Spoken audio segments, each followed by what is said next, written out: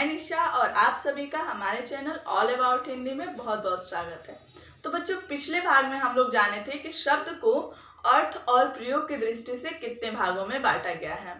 अर्थ की दृष्टि से हम लोग जान चुके थे कि शब्दों को सार्थक और निरार्थक और प्रयोग की दृष्टि से विकार और अविकार में बांटा गया है। तो चलिए बच्चों, आज देखते हैं शब्द को उत्पत्ति के आधार पर कितने भागों में बांटा गया है।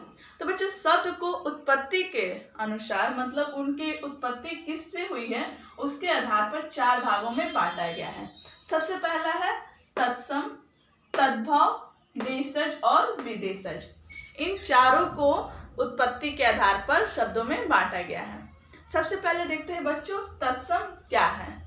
तत्सम यानी संस्कृत के वो शब्द जो खुद में बिना परिवर्तन लाए हिंदी में ज्यों के त्यों आए, वो हमारे तत्सम कहलाते हैं। इसको हम विच्छेद करके देखें तो तत् यानी उसके, धन, सम यानी समान। तो कह सकते हैं बच्चों, संस्कृत के वह शब्द जो खुद में बिना परिवर्तन लाए हिंदी में प्रयोग होने लगे वो तत्सम कहलाते हैं। जिनमें कोई परिवर्तन नहीं हुआ, ज्यों के त्यों है, समान है, वो हमारे तत्सम शब्द हुए। तत्सम शब्द कौन कौन से बच्चों? कवि, ये संस्कृत से हिंदी में ज्यों के त्यों आए, ये हमारे तत्सम शब्द हुए। कवि, विद्या, पुष्प, ये सारे हमारे तत्सम शब्द कहलाते हैं। दूसरा देखते हैं बच्चों, तद्भव। तद्भव कहने का मतलब है जो शब्द संस्कृत से हिंदी में खुद का जो शब्द है, खुद का अर्थ है, उसे बिगाड़ कर उसमें परिवर्तन करके हिंदी में आए हैं, वो तद्भव कहलाते हैं। यानी कि वह शब्द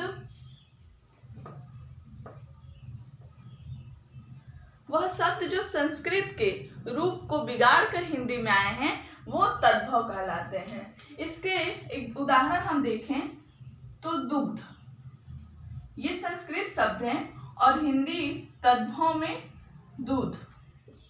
ये अपने भाषा को परिवर्तन करके हिंदी में आए हैं, तो ये हमारा तद्भव शब्द हुआ। दूसरा दंत, जिसे हम हिंदी में दांत लिखते हैं। तो बच्चों, यहाँ पे परिवर्तन करके वो हिंदी में आए, तो ये हमारा तद्भव शब्द कहलाया। ठीक है बच्चों। दूसरा देखते हैं देशज शब्द। देशज शब्द कहने से हमें पता चलता है बच्चों, वह भाषा, वो शब्द जो देश के विभिन्न गलियों प्रदेशों से लिए गए हों हिंदी में, वो देशज शब्द कहते हैं। इसे हम इस तरह समझ सकते हैं कि देश के विभिन्न प्रदेशों से आम बोलचाल से लिए गए ऐसे शब्द जिन्हें हम हिंदी में प्रयोग करते हैं, वो हमारे देशज शब्द कहलाते हैं। जैसे खिचड़ी, कटोरा, घूमना, ये सब हमारे आम बोलचाल देश के शब्द हैं, प्रादेशिक शब्द हैं, उन्हें हम देशज शब्द मानते हैं। ठीक है बच्चों। दूसरा देखते हैं विदेशज शब्द। विदेशज कहने से ही हमें पता चलता है वह शब्द जो विदेशी भाषाओं के संपर्क में आने से हिंदी भाषा में बोले जाने लगे, पढ़े जाने लगे, वो हमारा विदेशज शब्द कहलाया। विदेशज कहने का मतलब है बच्चों कि वो भाषाएं जिन्हें विदेश से लाया गया हो, यानी उनकी भाषाओं से समान जोड़कर हिंदी में बोले जाने लगा हो, वो हमारा विदेशज शब्द कहलाता है। विदेशज शब्द का उदाहरण है हॉस्पिटल, कंप्यूटर, ये सारे विदेशी शब्द हैं जिसे हम हिंदी में बोलते हैं। बिना किसी परिवर्तन के हम इन्हें हिंदी में बोलते हैं, ये हमारे विदेशज शब्द हुए।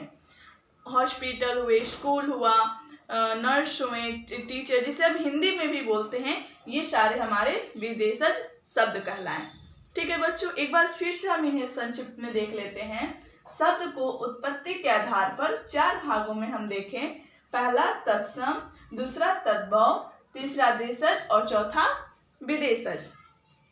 देशज वह शब्द जो संस्कृत से हिंदी में ज्यों के त्यों आए, वो हमारा तत्सम।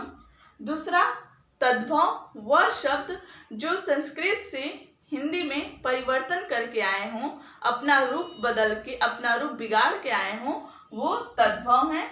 जिसका उदाहरण हम लोग देखें। दूसरा देशज, देश से उत्पन्न, देश के विभिन्न प्रदेशों से आम बोलचाल से हिंदी में बोले जाने वाले शब्द देशज हुए। और अंतिम है विदेशज शब्द, जो विदेशों के संपर्क से, विदेशी भाषाओं के संपर्क से आने में हिंदी में उसका उपयोग होने लगा, हिंदी में बोले जाने लगा, वो शब्द हमारे विदेशज शब्द कहलाएं। इसके अगले भाग में हम लोग देखेंगे कि व्युत्पत्ति के आधार पर उसे, रचना के आधार पर उसे कितने भागों में बांटा गया है। तब तक के लिए धन्यवाद बच्चों। अगर इस वीडियो से आपने कुछ भी सीखा हो तो इस वीडियो को लाइक और शेयर जरूर करें, और आपको ये वीडियो कैसी लगी कमेंट बॉक्स में बताना ना भूलें, और हमारे चैनल को सब्सक्राइब जरूर कीजिएगा।